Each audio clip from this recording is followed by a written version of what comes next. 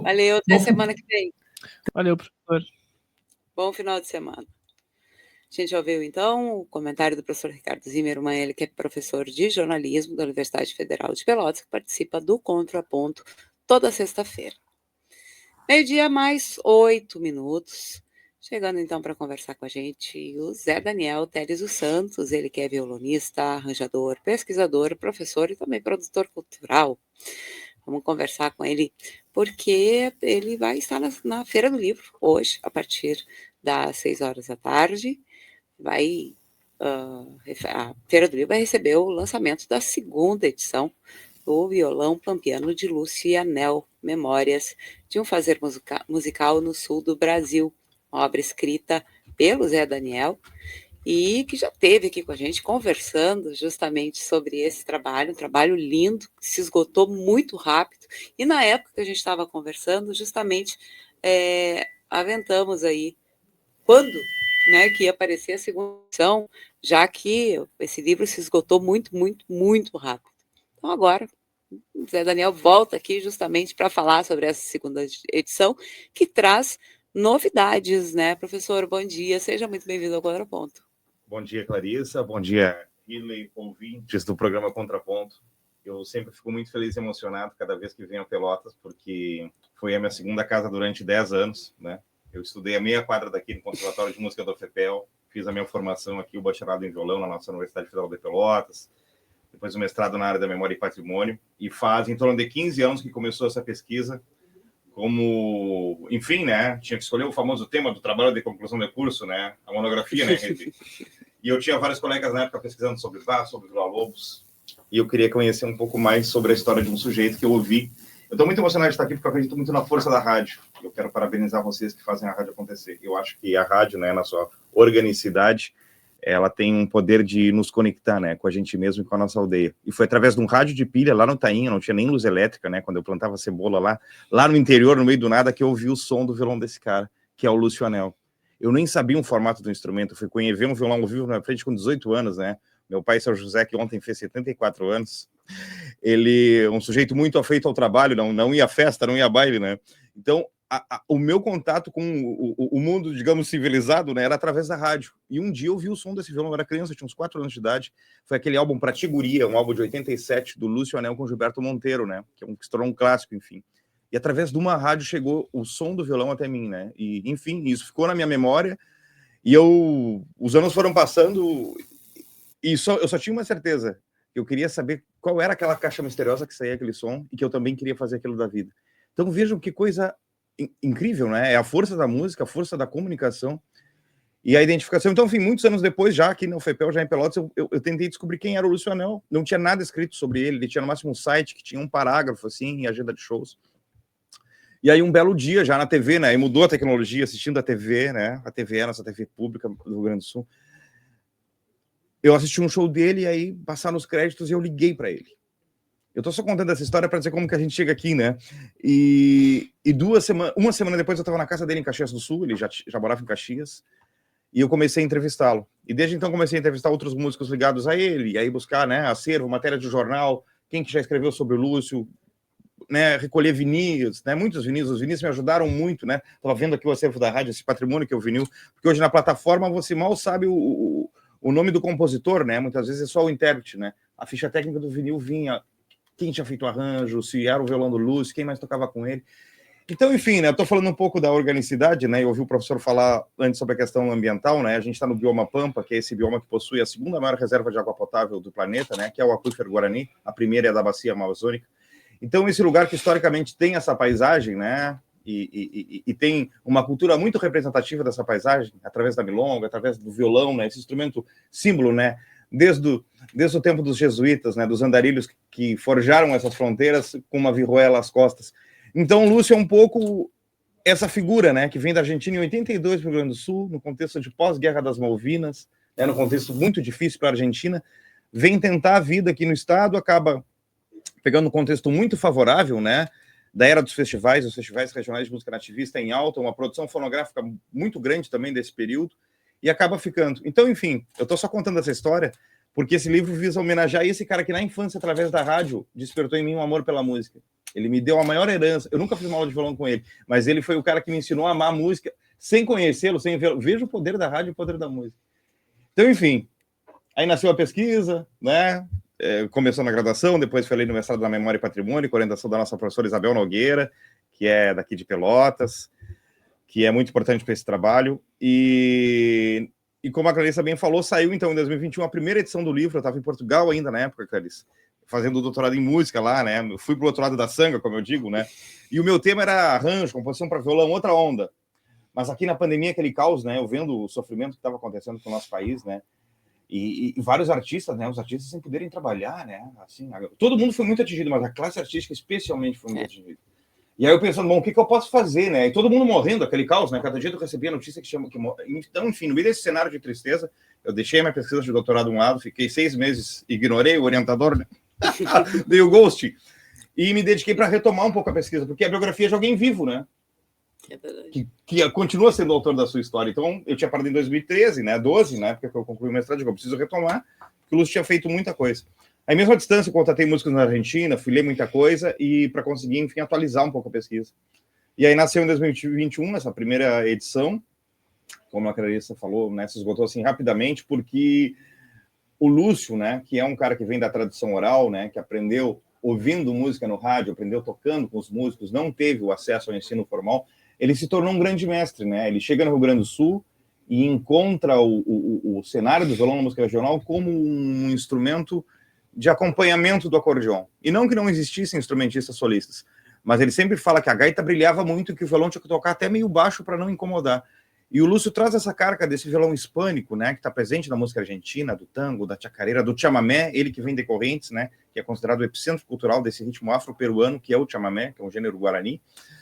E o Lúcio traz essa hispanicidade, né, esse violão forte, né, do rasqueio da música espanhola, das escalas rápidas do flamenco, enfim, e acaba, de certa maneira, impressionando e influenciando toda uma geração que vem depois. Então eu digo que no Rio Grande do Sul, até quem não toca as músicas do Lúcio, até quem não é ligado à cultura regional, é influenciado por ele, porque é um cara que traz uma carga, né, e ritmos também. Até pouco tempo atrás o chamamé era proibido nos festivais regionais, né, vamos pensar nisso, né. O Lúcio é um dos caras responsáveis por também introduzir esses ritmos na nossa música, porque a nossa cultura gaúcha, apesar da compreensão equivocada que nós temos, nada é nosso, né. Esse lugar é uma cultura de soma. Ele é a cultura de vários que chegaram aqui, dos povos originários que já habitavam esse lugar, dos europeus que vieram colonizar e depois dos europeus imigrantes, dos negros que vieram à força da África para esse lugar, mas que de uma maneira incrível transformaram a cultura desse lugar. É impressionante como a cultura negra, muito negligenciada, tanto que nas danças tradicionais dos CTGs a gente não tem uma dança negra, não tem o Kikumbi, não tem o Kikumbi, o Maçambi. Então, enfim, tudo isso para falar dessa riqueza enorme que tem e que o violão do Lúcio, de certa maneira, acaba sendo um portador disso, né? Desse violão latino-americano que é um mosaico de seres, de fazeres, de pessoas. Então ele é um sujeito muito apaixonante que é, né? O seu violão único, a gente ouve 2 notas, já sabe que é um Lúcio tocando, merecia sua homenagem em vida. A gente tem uma cultura, né? De quando as pessoas partem, era um grande músico, era um grande artista, como era uma boa pessoa, né?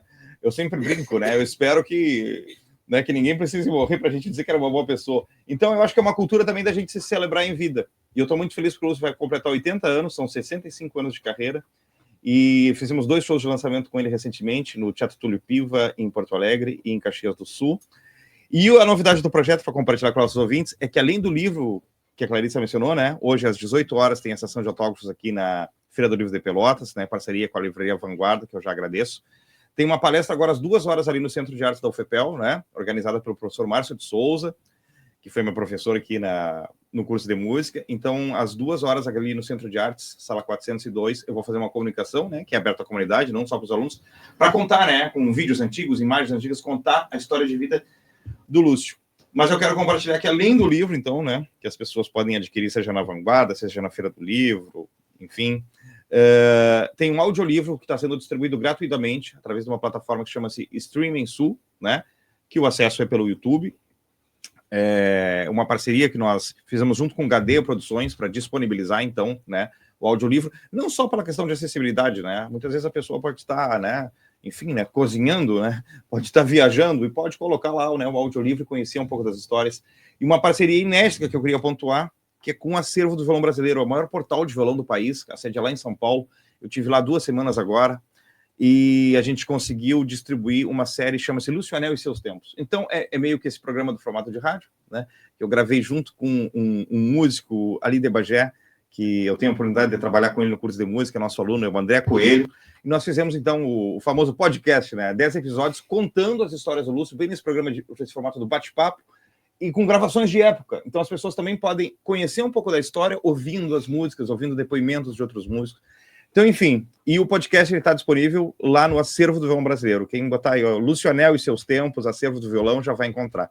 Então, enfim, uma maneira, Clarissa, da gente tentar celebrar o Lúcio em vida com toda essa dinamicidade dele, né? Ele está com quase 80 anos, sobe no palco, tocando mais que muito guri de 18, né? E eu acho que isso também é fruto do amor, né? E da energia que é essa coisa chamada música, né? E sobretudo, a nossa música pampiana, que tão bem retrata esse bioma maravilhoso que a gente vive e que a gente precisa também lutar para preservar. Bom, me empolguei na fala porque o tema é apaixonante, né? A música é o grande amor da minha vida, o violão é fantástico, a rádio mudou a minha vida, né? Hoje eu trabalho com música, né? Tenho a oportunidade de trabalhar como professor de música lá no curso de música da Universidade Federal do Pampa, em Bagé, e foi porque um dia eu ouvi um violão tocar numa rádio, né? Então, para vocês terem ideia da força disso aqui que vocês estão fazendo, é gigante. É um amor. Eu gosto muito do Zé Daniel, sou suspeita para falar, mas Querida sempre Clarissa, que a gente entrevista ele, vem uma avalanche de amor e de afeto, assim, uma coisa muita fenomenal. Gratidão, muita gratidão. Fenomenal, uma alegria Muito de feliz ter estar aqui com vocês, querida. José, tu conhece, tem uma convivência com o Lucianel que vem de muitos anos, né? Sim. Que dimensões da tua vida e da personalidade dele que mais te marcaram nesse processo, que vieram a desenvolver, que tu veio a pegar, assim, porque quando a gente tem essa convivência muito próxima com o artista, essa influência muito grande, eu venho do movimento do hardcore e minha vida inteira meio que se molda a partir disso, assim. Claro. Então, queria entender que dimensão a tua vida tomou a partir dessa grande influência em contato com a vida dele. Perfeito. Bah, é ótima essa pergunta. A convivência com o Lúcio é o mais importante desse trabalho, que é isso, né? Além de tu conhecer o lado artístico, né? E aí tu vai lá, as gravações, com quem que ele tocou, e pega os recortes de jornais, né? A entrevista ele, então, quer dizer, além de tentar reconstruir, né, a trajetória, o mais bacana é tu começar realmente a observar as características humanas, né? Quer dizer, o que está atrás daquele artista. E o Lúcio é um caso atípico, né? Porque essa coisa da arte, que é muito encantadora, né? E a coisa do músico, do palco, né? Enfim, né? É uma coisa que é muito sedutora, né? Eu tenho contato com alguns grandes artistas, assim, sobretudo da área do violão, né? Gente que faz turnê mundial, que vive viajando, que tem 30 concertos por mês, essa loucura, assim. E é quase um mundo paralelo, assim, né? Esse mundo, né, da fama, do reconhecimento e tal. E quando tu chega de perto de alguém muito grandioso como o Lúcio, e tu consegue identificar que, além desse grande artista, tem uma grande figura humana, e talvez ele seja esse grande artista porque ele é uma grande figura humana, quer dizer, porque é isso, às vezes você ouve um trabalho maravilhoso, né? Mas você sabe, às vezes, o bastidor da vida do artista, você se decepciona. E é tão bom quando a gente... É impressionante. Eu acho que o Lúcio, se ele fizesse qualquer coisa, ele seria um case de sucesso. E eu acho que a palavra, que é o que eu tenho tentado aprender com ele, né, que ele tem me ensinado, é a gratidão e a generosidade. É alguém que sempre que tu procura, ele tem sempre, apesar de todas as lutas, né, que um músico autônomo tem, ele tem sempre muita generosidade em partilhar as experiências dele, em te ensinar coisas, muita gratidão pela vida, sempre incentivando novos músicos. Então, alguém que entendeu que a música é algo muito maior, né, que ele, que o violão é muito maior que ele, que tudo que ele faz, ele também aprendeu com alguém, vendo alguém tocar, que tem uma continuidade que vem através dele. Então, sempre converso muito sobre isso com meus alunos, né. Muita gente batalhou muito para a gente ter, por exemplo, o violão na universidade hoje. Há 70 anos atrás, um sujeito que fosse encontrado numa viela do Rio de Janeiro com calos na mão esquerda era preso, né? Porque tocar violão era coisa de vagabundo. Né? Hoje a gente tem um doutorado em violão aqui na URGS, né? Tem um violão dentro da universidade. Então, muita gente lutou para a gente ter música dentro das artes. Muita gente lutou para a gente se expressar livremente aqui. Então, a gente é fruto dessas pessoas. A gente precisa também, né, compreender isso, entender isso como uma herança de luta. E também colaborar para que outros que venham depois também possam ter acesso a essa memória, essa identidade, né, que faz parte da nossa Constituição. Então, enfim, o Lúcio me ensinou muito sobre generosidade, sobre amor, né? Alguém que dedicou a sua vida amar o seu ofício, né? Amar as pessoas à sua volta, né? Todo mundo sabe, é um caso público, né? A esposa do Lúcio, né, que já nos deixou recentemente, a senhora Fátima Sueli, ela teve Alzheimer precoce, né, com 54 anos. E o Lúcio abriu mão da sua carreira para cuidar dela. Então, quer dizer, alguém que é um músico com o nível que ele tem, ele era o cuidador dela junto com o filho, né, o Pedro. Então, enfim, e ele cuidou dela até o fim, né? Então, era alguém que acompanhou todo esse processo, 15 anos com ela em casa. Claro que de vez em quando ele saía e tocava, mas ele não abriu mão desse compromisso, né? Ele não colocou a carreira e o violão em primeiro lugar. Tem uma frase do Ginga que eu gosto muito. Outro dia eu assisti um workshop com ele, ali na URGS em Porto Alegre, e ele dizia: eu desconfio de quem ama mais enfim, de quem ama mais o violão ou a música em primeiro lugar do que as pessoas. Eu desconfio desse tipo de gente. Porque o violão é só o instrumento, né? E a música é algo para conectar as pessoas. O mais importante na vida são as pessoas. Então, enfim, a convivência com ele me mostrou primeiro uma pessoa muito humilde, muito generosa e muito grata, amável. Então, diante dele, tu vê que toda aquela grandeza, né, que ele tem é fruto disso, né? De alguém também que entendeu que ser músico é ser um operário. Nós somos um operário da arte, né? Um professor é um operário. Não é ninguém melhor que ninguém. Eu sempre falo isso com meus alunos. O título não transforma ninguém no melhor músico, no melhor professor. É a experiência. É você ir na sala de aula, é você conversar com seus colegas, aprender. Eu aprendo muito. Às vezes tem músicos, eles não sabem assinar o nome, mas eles tocam de um jeito diferente, aprenderam com alguém que eu não tive acesso. Então, enfim, a gente compreender que música, que arte, né, que educação, isso tudo é fruto de gente que veio antes construindo essa história. A gente tem talvez a missão, né, e o desafio de tentar preservar, não sei se é a melhor palavra, mas de se apossar disso e lutar para que isso chegue nas novas gerações. A ideia do projeto Violão Pampiano é isso, é fazer com que hoje quem chegue na academia, né, talvez no espaço onde a música do Lúcio oficialmente não tenha chegado, hoje já sim, possa conhecer a história do Villa-Lobos, do Barro, mas também do Lúcio, assim como tantos mestres aqui da cultura popular, né, o Posidônio, que é o compositor daqui, outros que nos deixaram recentemente, o seu Milton, enfim. Eu acho que a cultura popular tem uma riqueza muito grande, né? E de novo, a rádio tem um papel enorme nisso, né? Porque a rádio faz com que, né, a cultura do povo, da comunidade, da sua aldeia chegue até as pessoas. Então, enfim, conviver com o Lúcio é sempre um aprendizado, acho que muito mais musical, um aprendizado dos valores humanos, né? Eu acho que é isso. Não sei se respondi. Respondeu. Zé, me diz qual foi o critério para selecionar músicas, trechos de entrevistas e também os registros sonoros que foram incluídos nos episódios do podcast? Muito boa, excelente pergunta. Então, enfim, são 10 episódios, né? E esses episódios, eles estão de alguma maneira linkados aos 10 capítulos do livro, né? Então, rapidamente, assim, né? Para quem quiser conhecer o livro, a biografia ela tem quase 300 páginas. E eu intitulei, né? Os títulos, eles estão associados com os andamentos musicais, né? Então, o primeiro capítulo é o tempo largo, né? Que é o tempo da infância. O largo é um dos andamentos mais lentos da música, mais que o adágio. Então, a infância, eu lembro da minha infância, eu não chegava nunca nos 10 anos, né? Hoje o ano tá virando assim, vira o ano, a gente não é? Mas a criança, eu quero fazer 10 anos, nunca chegava nos 10. Hoje eu fiz aniversário ontem, agora já é de novo, já dá uma loucura. Então, o tempo adágio fala desses primeiros passos e andanças com a música, né? Enfim, depois vem o tempo largo, né? Depois o tempo adágio fala do tempo das Guerras das Malvinas, depois tem o tempo andante, que é quando ele vem para o Rio Grande do Sul, bom, e assim segue até os dias atuais. Então, os critérios que ele disse para escolher, né, as entrevistas e o repertório, foi tentar representar um pouco dessas fases, né? Então, por exemplo, nessa primeira fase, que é a infância dele em Correntes, tem gravações dos grupos que provavelmente o Lúcio ouviu na infância, né? De grupos chamameceiros, né? De cantores daquela música regional dessa região mesopotâmica da Argentina, né, que é Corrientes, né, Entre Rios.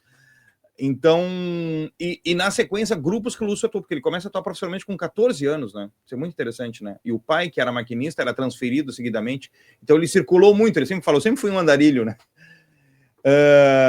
Depois o Lúcio, ele vai para, então, de novo, né, ele acaba tocando com vários músicos, e aí eu tentei resgatar gravações de época, né? Gravações de vinis, que ele tem a participação também, né?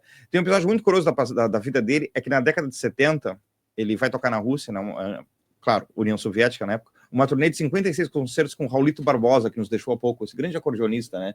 Que vivia em Paris, né? Desde a década de 80. E o Lúcio, nos anos 70, era um quarteto de chamamé, vejam só, uma turnê por toda a União Soviética tocando chamamé. Um grupo com Raulito Barbosa. E na volta, o Lúcio, que lá conheceu artistas brasileiros, ele vem no avião, ele não volta para Buenos Aires, né? Essa é uma passagem muito curiosa do livro. Ele desce em Pernambuco, né? Fez uma amizade com artistas do Nordeste, né? Ele é apaixonado pela cultura. E diz que as malas seguiram para Buenos Aires, ele desceu só com violão. E ficou conhecendo o Brasil descendo, vindo, viajando. E aí se estabelece em São Paulo, e em São Paulo ele abre uma casa de espetáculos, né? Que depois nós descobrimos que era um bolicho, né? Chamava-se Canho 13, ali na Bela Sintra, nos Jardins, né? Zona Nobre da época. E o Lúcio começa a tocar à noite, começa a regimentar outros artistas argentinos, músicos, dançarinos, cantores, cantoras, para se apresentarem. E ele fica vindo, né? Porque tinha família, indo e vindo de Buenos Aires para São Paulo entre 72 e 78. Mas como turista, isso é muito curioso, até que ele diz, bom, em 78 o General Figueiredo me mandou embora, porque eu estava ilegal, né? Turista com o visto vencido e com um bar de música latino-americana, né? Só canção de protesto, descobriram? Então, resumindo, e ele grava um disco, isso é muito curioso. O primeiro disco do Luciano não é tocando violão, não é um disco como solista, é cantando Carlos Gardel. Porque tinha um produtor de um selo que se chamava Japoti, não Jabuti, Japoti em São Paulo, que era o frequentador da Canho 13, e viu o Lúcio cantando, porque ele tinha que cantar para sobreviver com o seu violão.